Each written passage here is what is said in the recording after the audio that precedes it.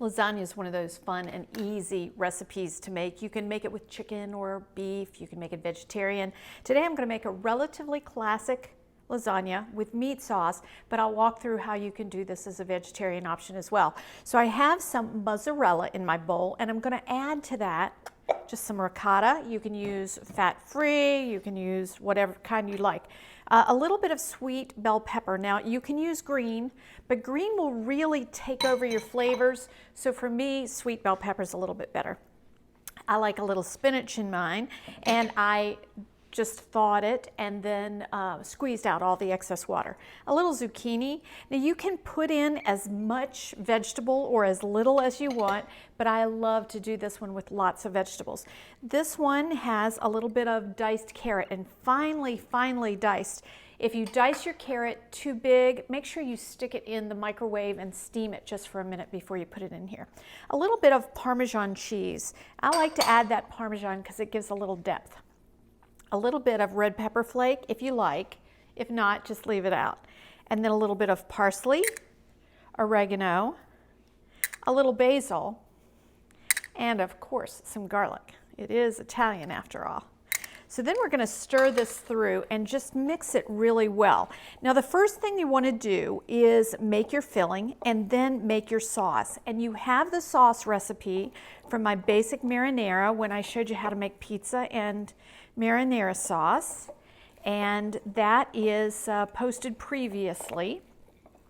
And then what you want to do is stir all this together and just make a nice filling. You just want to get it all incorporated. Make sure that all of those herbs are blended in well. And yeah, that's looking really nice. And then you want to make sure that you get your sauce all ready. So it's really kind of 3 steps. It's filling, sauce, and then building it. And of course, last, baking it. All right, now we've got our filling all ready. And what I've done in my pan, I already have 1 layer of sauce in the bottom. Make sure that you spray this well so it doesn't stick. So 1 layer of sauce in the bottom and then 1 layer of noodles. And I like to use the noodles that you don't have to cook. It just takes 1 step away, and they're really easy to use. So we're going to put in all of our vegetable cheese filling first. This is going to serve as our major base to the lasagna. And you want to just get that in there, pack it really tightly. If you have any left, you can always stuff a pepper with it or a zucchini. And it's even great for stuffing shiitake mushrooms. I'm sorry, not shiitake, portobellos. So I've got just a little bit left. I'm just going to set that to the side.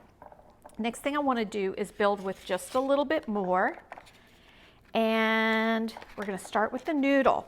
And then I want to put in some sauce. Now for mine, I'm going to use a meat sauce. So I started with 1 pound of ground beef and half of an onion, and I sauteed that together.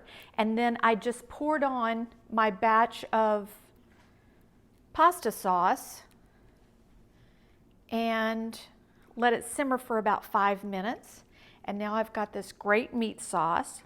Now this 1 batch of meat sauce using the regular 28-ounce can of San Marzano's will make 2 lasagnas for you. And I always like to make 2 because whenever I make lasagna, it takes a little bit of time to get all the ingredients ready. And I like to have 1 ready for the freezer so that if I need it for neighbors or friends, or if I need to pull it out on a night when I'm just really busy, or I know I'm going to be busy, I can do that. Pile on another layer of noodles. Now usually what I try to do is get at least 4 layers here, but I'm going to finish off with my sauce. And just make sure that you get all of those noodles nice and wet with your sauce. Just like this.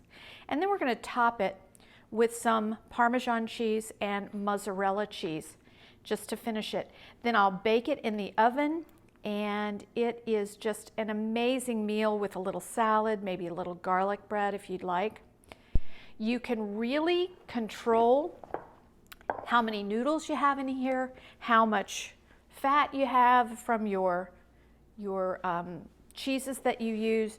You can really control lasagna in a way that it's hard to control some Italian dishes. But I'm just going to sprinkle this all over. A lot of times I will make the extra one in an aluminum foil pan. I pop it in the freezer and then I can just get it out to send to neighbors when they need it. So until next time, please stay healthy, enjoy this delicious lasagna, and have fun with your family.